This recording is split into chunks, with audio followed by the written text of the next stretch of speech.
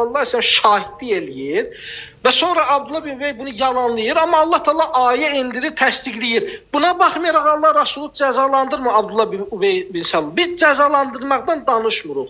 Biz danışırıq Yox, ki... niyə cəzalandırmır da? Peyğəmbər niyə cəzalandırmır? Siz mənə deyirsiniz ki, niyə yanına saxlayır? Mən deyirəm ki, Peyğəmbər cəzalandırmazdı. Ahirətə saxlayır. Bir dənə səbr elə. Biz münafiqliyi açıq-aşkar bilinən Abdullah bin Übey bin Salulu Allah Rasulü cəzalandırmadı. Okey. Cəzalandırmaqdan danışmadıq biz. Mən dedim ki, Allah Rasulü sallallahu aleyhi ve sellem əgər bilibsə Abu Bakır ona qarşı xəyanətkar olub, bilibsə ki, o münafiq olub, nəyə görə onu yanından uzaqlaşdırmayıb? Əksinə ona vəzifə verib. Onu müsəlmanların gözündə onu daha da ucaldacaq şeylər, məqamlar verib ona. Sən bu suala cavab ver. Qurtubi buna cavab vermir. Başa düşdün? Qurtubi ona cavab verir. Çünki o sizin mənə verdiyi sualınızı vaxtı ikən Hüzeyfə Peyğəmbərə sual verir. Peyğəmbər gözü ilə görən şəxslərə qulaq as. Arkadaş imkan verin sözümü deyim də. Sən sözlər eyni söz, ay səbi, sən eyni sözü deyirsən. Deyirsən Samir qardaş demək istəyir ki, Samir qardaş nə dediyi mən bilirəm. Mən burada tərcüməçi işləmək lazım deyil. Mən bilirəm nə deyir. İmkan verin mən deyim.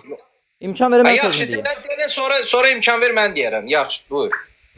Samirin mənə verdiyi sualı vaxtı ikən Hüzeyfə bin Yəmən Peyğəmbərə sual vermişdi ki, ey Peyğəmbər, gözümlə gördüyüm şəxslər ki var, sizə suiqəst hazırlamaq istəyir. Onları niyə cəzalandırmırsınız, niyə heç nə eləmirsiniz? Peyğəmbər deyir ki, ərəblərin, mənə dediyi, Peyğəmbər dedi, ərəblərin yoldaşlarını ələ keçirərək onlara qarşı üstünlük qazanıb, onları öldürməyə cəhd etdi demələrini xoşlamaram. Əksinə, Allahın bunlara Dübeyl ilə cəzalandırmağı bəhs eləyir. Dübeylə nədir? Hüzeyfə sonra sual verir ki, ey Allahın Rəsulü, Dübeylə nədir? Peyğəmbər cavab verir ki, o cəhənnəmdə bir atəş alovudur ki, onlardan birinin ürəyini ciyərlərinə alovlandırar, onların biri ürəyinə, bağırsaqlarına nə bilim filan, ot püskülər və s. və ilə axır. Peyğəmbər bunun cavabını zaten verib. Peyğəmbər Hüzeyfə cavab verdiyi halda, Hüzeyfənin Peyğəmbər verdiyi sualı mənə niyə verirsiniz? Vaxtı üçün Peyğəmbər verib də sualın cavabını. İndi icazə versən biz də danışaq. Buyur.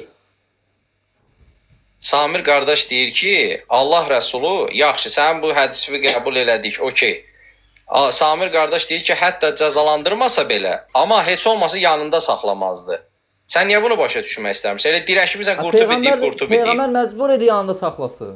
Peyğəmbərə suiqəst eləyir. Nəyə məcbur? Çünki Peyğəmbərin yanında, cavab verəm, Peyğəmbərin göz qabağına Peyğəmbər suiqəst hazırlayanlar, Peyğəmbər yanına uzaqlaşdırsa başqa şeylər eləyərdi. Yaxşı, bir dənə sənə sual verim. Məlum olan Abdullah ibn Übey əs-Səlul, Allah Rəsulunun bütün günü yanındaydı o. Yəni Mədinə münafiqlərinin başçısı idi. Bütün gün Allah Rəsulunun yanındaydı. Əbu Bəkir kimi. Onun gücü o birisi kimi dör idi. Bu bir. İkincisi də ki, mən sən əvvəlcədən... Yaxşı, güc məsələsinə gəldinsə, yaxşı, nəyə gücü yox idi? Bir dənə sənə sual. Əbu Bəkir daha güclü idi, yoxsa Abdullah ibn Übey? Zamanəsinə görə Əbu Bəkir. Nəyə güclüydü qardaş? Mədinədə yaşayırsan. Mədinə şəhəri Abdullah ibn Übey Xəzrəc qəbiləsinin nümayəndəsidir. Arxasında bütün Mədinə şəhəri dayanır. Rəhbərdir. Səncə Əbu Bəkir Mədinədə nə ilə gəlmişdi? Nə tayfası var idi, nə arxası var idi, nə pulu var idi, nə gücü var idi. Okey, cavab istəyirsənsə, aç Hucurat surəsinin 1-ci, 2-ci, 3-cü ayələrini oxu. Hucurat surəsini qoy bir qırağa. Arkadaş, cavab verəm də sənə. Mən sənə deyirəm, Abdullah ibn Übey, bax, deyirsən gücü yox idi. Mən sənə deyirəm, Abdullah ibn Übey, Mədinə şəhəri, Həzrətli idi. Arxasında 300-ə yaxın əskəri var idi. Əbu Bəkirin arxasında 300 əskər var idi, yoxsa yox? Cavab verəm də, cavab verəndə niyə söz mü kəsilsən? Deyirəm ki, sənə mən verdiyin sualın cavabı Əbu Bəkir zəif idisə, açırsan Hucurat surəsinin 1-3-cü ayələrini, orada Peyğəmbərin yana səsini qaldıranlar əməllərə hədar olan şəxslərdir. Sonra açırsan Səhih Əl-Buxarinin Hucurat surəsinin 1-3-cü ayələrin təfsirini. Görürsən ki, orada elə Ömər nə Bəkir aid idi. Mən suala sənə təzə mən qaytaram ki, əgər Əbu Bəkirdən Ömər Peyğəmbərin səsini qaldırıbsa, onların əməllərə təzən hədar olubsa, niyə yenə Peyğəmbərin yanında idilər? Axı, onda Buxarı da yalan danışır. Bu da sənə cavab.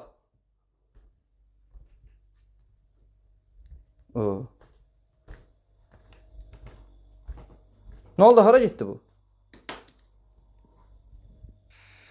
Burada hesabı, heç ara getməmişim. Hə.